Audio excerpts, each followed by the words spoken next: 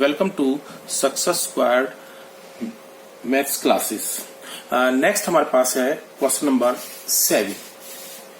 Question number 7 हमारे पास है 1/3 प्लस में iota 7/3 plus 4 plus iota 1/3 minus में -4/3 प्लस आयोटा। इसको हमने सिंप्लीफाई करना। देखिए 1/3 प्लस में आयोटा 7/3 प्लस में 4 प्लस में आयोटा 1/3। पहले हम इस ब्रैकेट को जब ये ओपन करेंगे तो ये अंदर का साइन चेंज हो जाएगा 4/3 और माइनस में आयोटा। इसको हम लिख सकते हैं। देखिए 1/3 प्लस में 4 रियल पार्ट को हमने एक साथ लिख लिया प्लस में आयोटा और इमेजिनरी पार्ट को 7/3 प्लस में 1/3 एक साथ लिख लिया और प्लस में 4/3 माइनस में आयोटा एज इट इज। इसको हम सिंप्लीफाई करेंगे तो ये हमारे पास आ जाएगा 13/3 प्लस में आयोटा 8/3 और प्लस में 4/3 माइनस में 8। अब हम इसको फिर दोबारा करेंगे कंबाइन तो 13/3 और प्लस में 4/3 रियल पार्ट को हम फिर कंबाइन कर लिया और इमेजिनरी पार्ट को हमने एक साथ 8/3 माइनस में 1 और ये हमारे पास आ गए 17/3 प्लस में 5/3 8।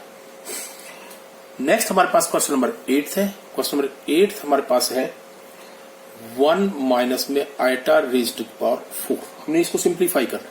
देखिए इसको हमने 1 माइनस में iota square to the square लिख दिया। इस 4 पावर को हमने 2 into 2 में तोड़ लिया। जब हम इसको अंदर वाले ब्रैकेट को सिंप्लीफाई करेंगे तो ये 1 प्लस में आयोटा स्क्वायर माइनस में 2 iota raised to power 2। Iota square की वैल्यू हमने -1 रखी तो 1 - 1 माइनस में 2 आयोटा स्क्वायर और ये हमारे पास 1 से 1 कैंसिल होगा तो -2 आयोटा स्क्वायर और जब हम इसको सिंप्लीफाई करेंगे तो 4 आयोटा स्क्वायर और यहां पे हम आयोटा स्क्वायर की वैल्यू रखेंगे तो 4 माइनस में 1 एंड दैट इज -4। नेक्स्ट हमारे पास क्वेश्चन नंबर 9 है। क्वेश्चन नंबर 9 हमारे पास है 1/3 प्लस में 3 आयोटा क्यूब। हमने इसको सिंप्लीफाई करा। हमने a प्लस बी का होल क्यूब वाला फॉर्मूला लगा दिया। a का क्यूब प्लस में b का क्यूब प्लस में 3 a स्क्वायर b प्लस में 3 a b स्क्वायर और ये हमारे पास आ गया 1/27 प्लस में 27। आयोटा क्यूब को हम माइनस आयोटा लिख सकते हैं। Iota cube is equal to minus iota और हमारे पास इसको अगर हम सिंप्लीफाई करेंगे तो ये हमारे पास आयोटा आ जाएगा और इसको सिंप्लीफाई करेंगे तो +9 आयोटा स्क्वायर आ जाएगा और इसको हम लिखेंगे 1/27 माइनस में 27 आयोटा प्लस में आयोटा। आयोटा स्क्वायर की वैल्यू -1 रखेंगे तो ये -9 आ जाएगा। हम रियल पार्ट को एक साथ कंबाइन करेंगे और इमेजिनरी पार्ट को हम एक साथ कंबाइन करेंगे। इसमें से ये माइनस करेंगे तो ये 26 आयोटा आ जाएगा और जब हम इसको सिंप्लीफाई करेंगे तो ये हमारे पास आएगा माइनस का 242/27 और माइनस में 26 आयोटा। क्वेश्चन नंबर 10 आप खुद करेंगे। उसके बाद क्वेश्चन नंबर 11 है। क्वेश्चन नंबर 11 में हमने क्या करना है, find the multiplicative inverse of this. Find multiplicative inverse of the complex number. अब देखिए क्वेश्चन नंबर 11th 12th और 13 तीनों एक ही टाइप के सेम क्वेश्चन है और इन तीनों में हमने मल्टीप्लिकेटिव इनवर्स निकालना है। हम क्वेश्चन नंबर 11th कर रहे हैं, बाकी 12th और 13th आप खुद इसी तरह से करेंगे। हमारे पास हमने सपोज किया let z equal to 4 minus में 3 आयोटा, ये कॉम्प्लेक्स नंबर हमारे पास दिया हुआ है। हम इसका जो मल्टीप्लिकेटिव इनवर्स है वो दो टाइप से निकाल सकते हैं। देखिए पहला एक यह है कि हमने z इनवर्स हमारा मल्टीप्लिकेटिव इनवर्स है, तो 1/4 माइनस में 3 आयोटा, हमने इसको रेशनलाइज किया यानी कि 1/4 माइनस में 3 आयोटा। जो इमेजिनरी पार्ट है उसका साइन चेंज करके, अगर नेगेटिव है तो पॉजिटिव, पॉजिटिव है तो नेगेटिव करके उसी से मल्टीप्लाई करना है, उसी से डिवाइड करना है। तो 4 प्लस में 3 आयोटा और 4 प्लस में 3 आयोटा, इसी से हमने मल्टीप्लाई किया, इसी से डिवाइड किया। तो ये आएगा 4 प्लस में 3 आयोटा अपॉन में 4 का स्क्वायर माइनस में 3 आयोटा स्क्वायर, और ये हमारे पास आ गया 4 प्लस में 3 आयोटा अपॉन में 16 माइनस में 9 iota square, and that is 4 plus में 3 आयोटा अपॉन में 16 प्लस में 9, और इसको हम ये लिख सकते हैं 4 अपॉन में 25 प्लस में 3 अपॉन में 25 आयोटा। इसी तरह से हम क्वेश्चन नंबर 12th और 13th करेंगे। क्वेश्चन नंबर हमारे पास 14th है, हमने ये कहता है express the following expression in the a plus iota b form. हमने इसको a plus iota b form में लिखना है। 3 प्लस में आयोटा √5 इंटू में 3 माइनस में आयोटा √5 अपॉन में √3 प्लस में √2 आयोटा और माइनस में √3 माइनस में आयोटा √2। इसको हमने a plus iota b form में लिखना है। देखिए हमने इसके न्यूमरेटर को मल्टीप्लाई कर दिया, न्यूमरेटर में a plus b into a minus b का फॉर्मूला लगेगा। तो ये हमारे पास क्या हो गया 3 का स्क्वायर माइनस में आयोटा √5 का स्क्वायर, और डिनोमिनेटर में हमने ब्रैकेट को रीओपन किया, तो ये हमारे पास √3 प्लस में √2 आयोटा माइनस में √3 प्लस में आयोटा √2, और जब हम इसको सिंप्लीफाई करेंगे तो ये आएगा हमारे पास 9 माइनस में 5 आयोटा स्क्वायर अपॉन में, यहाँ √3 से √3 कैंसिल होगा, तो ये हमारे पास आएगा 2√2 आयोटा। और अगर हम इसको लिखते हैं तो ये होगा 9 प्लस में 5 अपॉन में 2√2 आयोटा। इसको अगर हम कैंसिल करेंगे तो ये हमारे पास देखो 14 अपॉन में 2√2 आयोटा, दैट इज 7 अपॉन में √2 आयोटा। और अगर हम इसका रेशनलाइजेशन करते हैं यानी कि √2 आयोटा, आयोटा से मल्टीप्लाई करेंगे, आयोटा से ही डिवाइड करेंगे, तो ये हमारे पास आएगा 7 आयोटा अपॉन में √2 आयोटा स्क्वायर। आयोटा स्क्वायर की वैल्यू रखेंगे माइनस, तो माइनस में 7 आयोटा अपॉन में √2। अगर हम इसको √2 से मल्टीप्लाई कर देंगे तो ये आ जाएगा माइनस का 7√2 आयोटा अपॉन में 2। ये हमारे पास a plus iota b form होगी। नेक्स्ट हमारे पास है आर्गन प्लेन। आर्गन प्लेन जो है, what is Argand plane? Argand plane को हम कॉम्प्लेक्स प्लेन भी कह सकते हैं और गॉसियन प्लेन भी कह सकते हैं। The plane in which we represent a complex number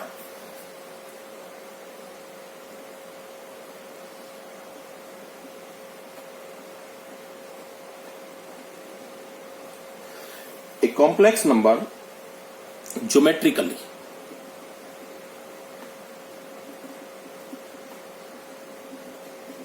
is known as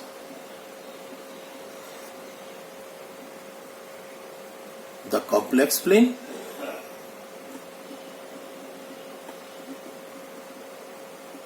or Argand plane और Gaussian plane.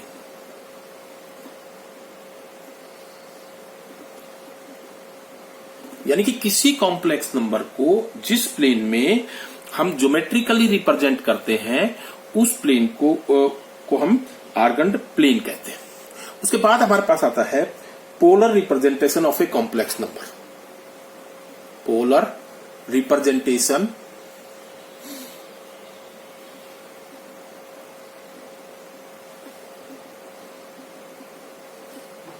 Of A complex number. देखिए, हम किसी, जैसे मान लीजिए हमने कोई प्लेन लिया, ये हमारे पास कोई भी प्लेन है, हमने ये एक्स एक्सिस है, ये वाई एक्सिस है, हमने ये कोई नंबर है p, उसको हमने रिप्रेजेंट किया, यहां से हमने परपेंडिकुलर ड्रॉ किया, ये p जो पॉइंट है वो a b को डिनोट करता है, तो ये a हो जाएगा, ये हमारे पास p हो जाएगा, ये r हो जाएगा और ये हमारे पास थीटा एंगल हो जाएगा। o है, ये x एक्सिस है, ये हमारे पास y एक्सिस है। तो हमारे पास जो z है, z equal to a plus में आयोटा b, इसको हम जो है लिख सकते हैं r cos थीटा प्लस में iota sine theta, which is the polar form of this complex number a plus iota b, where r equal to root a square plus b square is modulus of z। z का ये modulus है। उसके बाद हमारे पास next जो आता है वो ये है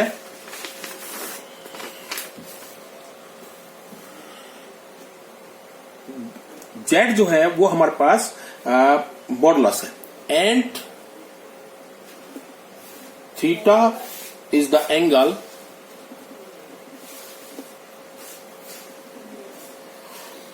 which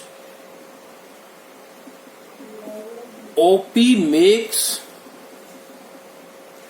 with the positive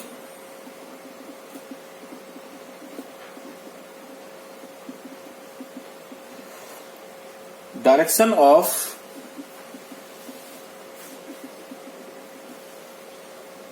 x-axis in the anti-clockwise direction. देखिए, एंटी क्लॉकवाइज डायरेक्शन में हमारा एंगल पॉजिटिव होता है। Anti clockwise direction is called argument और एम्पलीट्यूड ऑफ जेट। जो थीटा है उसको हम, थीटा जो एंगल है उसको हम जेड जो हमारे पास कॉम्प्लेक्स नंबर है उसका आर्ग्यूमेंट या एम्पलीट्यूड कह सकते हैं। The value of theta such that minus pi less than theta less than equal to pi is called the principal value of amplitude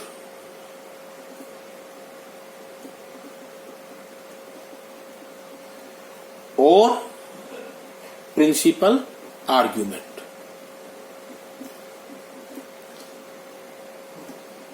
जो थीटा की वैल्यू माइनस पाई और पाई, यानी कि पाई इंक्लूडेड है, इनके बीच में लाई करेगी, उस वैल्यू को हम क्या कहते हैं?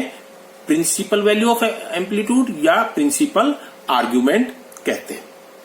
अब देखिए, हमें कुछ थोड़ा सा टेक्निकल मैं आपको जो है ना बता रहा हूं कि एम्पलीट्यूड के लिए द एम्पलीट्यूड ऑफ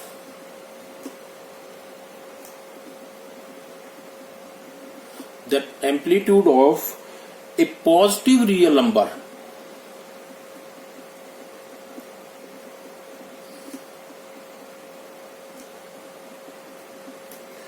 इज 0। अगर हमारे पास कोई कॉम्प्लेक्स नंबर का सिर्फ रियल पार्ट है, वो पॉजिटिव है, तो उसका एम्पलीट्यूड हमेशा 0 होगा। The amplitude of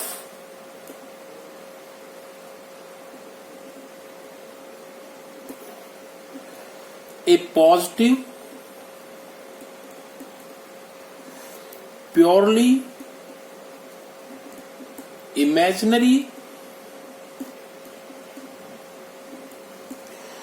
number is pi by 2। अगर कोई प्योरली इमेजिनरी नंबर है लेकिन वो पॉजिटिव है तो उसका एम्पलीट्यूड जो है वो पाई बाई 2 होगा। एंड द एम्पलीट्यूड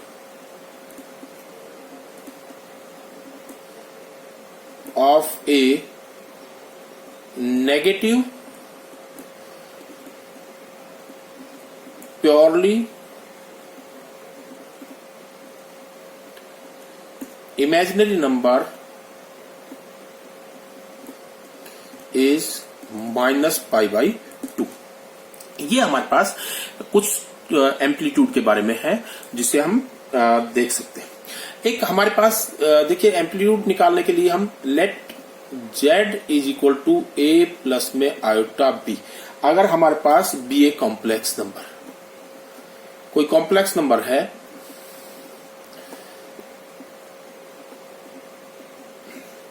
देखिए if a greater than 0 b greater than 0 means a और b दोनों पॉजिटिव है, then theta lies between 0 to pi by 2, यानी कि फर्स्ट क्वाड्रेंट में होगा। दूसरा हमारे पास है if a less than 0 but b greater than 0, यानी कि a नेगेटिव है b पॉजिटिव है, then theta lies between pi by 2 to pi means second quadrant में। थर्ड हमारे पास है if a greater than 0 b less than 0 means a positive है और b नेगेटिव है, then theta lies between 0 to minus pi by 2, यानी कि clockwise direction में फोर्थ क्वाड्रेंट में। और फोर्थ हमारे पास है if a less than 0 b less than 0, then यानी कि a भी नेगेटिव है और b भी नेगेटिव है, then theta lies between minus pi by 2 to minus pi means clockwise direction से लेंगे हम तो वो थर्ड क्वाड्रेंट में। ये हमारे पास एम्पलीट्यूड जो है वो निकालने की कुछ रूल्स हैं। इसके बाद देखिए हमारे पास एक्सरसाइज 5.2 आता है हमारे पास, और 5.2 का फर्स्ट क्वेश्चन है फाइंड द मॉडुलस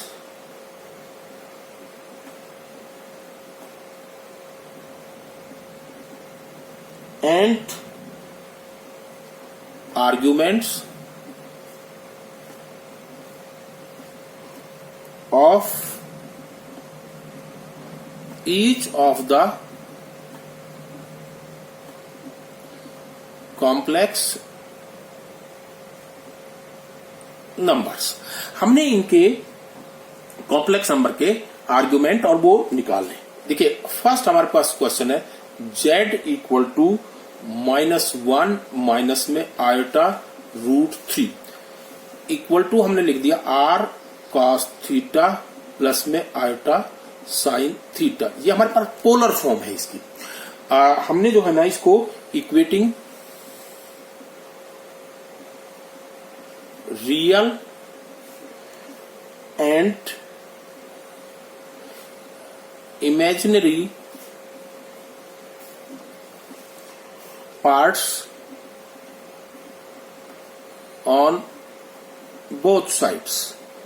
हमने दोनों साइड्स रियल और इमेजिनरी पार्ट्स को इक्वेट किया तो हमारे पास आ गया r cos theta is equal to -1 and r sin theta is equal to minus में √3। Squaring and adding, squaring and adding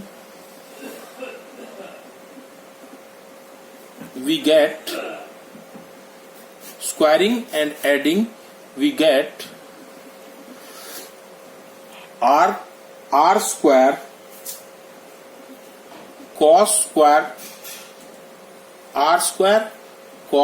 theta plus में sin square theta equal to -1 का स्क्वायर प्लस में √3 का स्क्वायर इक्वल टू 1 प्लस में 3 equal to 4। r square is equal to 4, this implies r is equal to 2। तो modulus जो है वो इस कॉम्प्लेक्स नंबर का क्या हो गया, 2 हो गया।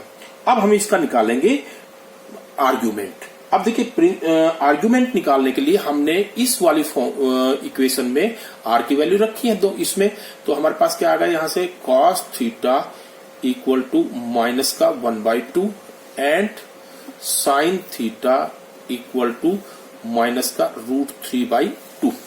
अब देखिए यहां पे हमारे पास अगर हम देखें तो हमारे पास a जो है वो नेगेटिव है, मीन्स लेस देन 0 है, और b जो है वो भी नेगेटिव है, b भी लेस देन 0। इसका मतलब जो प्रिंसिपल आर्गुमेंट है उसकी वैल्यू -90 से -180 के बीच में लाई करेगी इसके हिसाब से।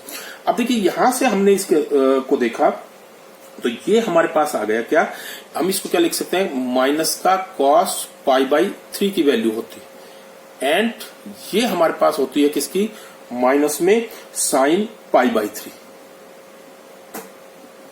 इसको हम ये लिख सकते हैं कि cos π प्लस में π/3 एंड इसको हम क्या लिख सकते हैं, sin π प्लस में π/3। और इसको जब हम सिंप्लीफाई करेंगे तो ये हमारे पास आ जाएगा cos theta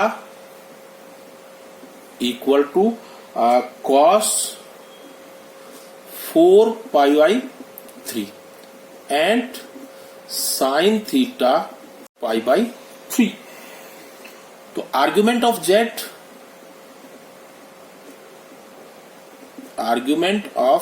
z equal to हमारे पास क्या हो गया, 4 π/3।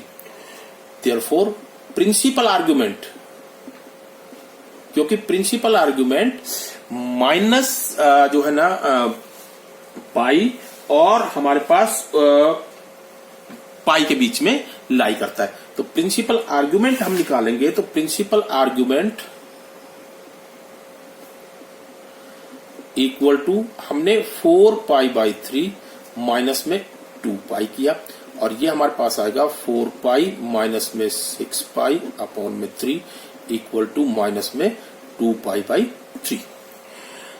इसका क्वेश्चन नंबर सेकंड है। क्वेश्चन नंबर सेकंड हमारे पास ये है z इक्वल टू माइनस का √3 प्लस में आयटा, और इसको हमने लिखा r cos थीटा प्लस में eta sine theta, equating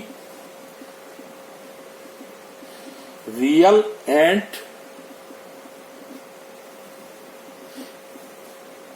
imaginary parts on both sides. देखिए दोनों साइड में करेंगे तो ये क्या होगा, r cos थीटा माइनस में √3 and r sin theta equal to 1। Squaring and adding we get, देखिए तो ये होगा r square cos square theta plus में sine square theta equal to minus का √3 स्क्वायर प्लस में 1 का स्क्वायर, दैट इज 3 प्लस में 1 इक्वल टू 4. तो are square is equal to 4. This implies R is equal to 2, which is modulus of the complex number Z. Z का complex number का modulus आ गया. अब हमने यही वैल्यू इन इक्वेशंस में रखी तो हमारे पास क्या आ गया, cos theta is equal to minus का √3/2 and sin theta equal to 1/2. तो इसको हम क्या लिख सकते हैं, देखिए ये हमारे पास आ जाएगा माइनस का cos π/6 एंड इसको हम लिख सकते हैं sin π/6 और यहां पे हम इसको लिखेंगे तो cos π माइनस में π/6 एंड इसको हम लिखेंगे sin π माइनस में π/6 और ये हमारे पास आ गया cos 5 π/6 इक्वल टू sin 5 π/6. तो हमारे पास principal argument, therefore principal argument equal to of Z equal to 5 π/6. क्योंकि देखिए यहां पे जो ये वैल्यू है ये हमारी -π और π के बीच में लाई करती है, इसलिए इसमें से हमें 2π माइनस करने की आवश्यकता नहीं है. Okay, thank you. आपको मेरी ये वीडियो कैसी लगी? अगर आपको मेरी ये वीडियो पसंद आई तो मेरे चैनल को सब्सक्राइब कीजिए और मेरी वीडियो को लाइक कीजिए.